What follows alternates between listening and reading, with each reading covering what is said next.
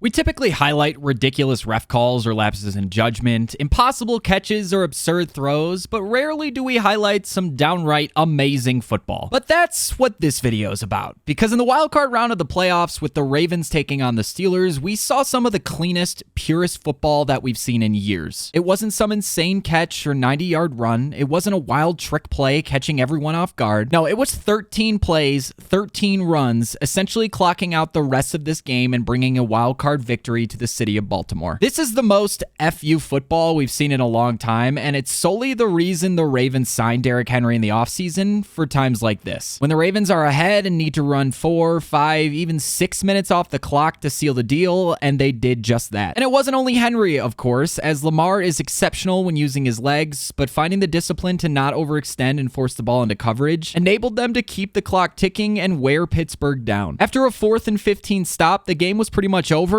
but it wasn't. The Steelers had been making a small run that had cut the lead in half after being down 21-0 going into halftime. This is when the Ravens took over at their own 43-yard line in great field position, knowing that even a field goal makes it a 3-score game and would put it all away. That's when Henry and Lamar and even Justice Hill took over, and that's all that was needed. It certainly makes you think about teams that ignored the running back market and players like Saquon Barkley and Derrick Henry who have been game changers for their new teams.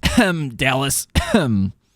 Sorry, something in my throat. In total, the Ravens had 50 rush attempts in this game and only 21 pass attempts.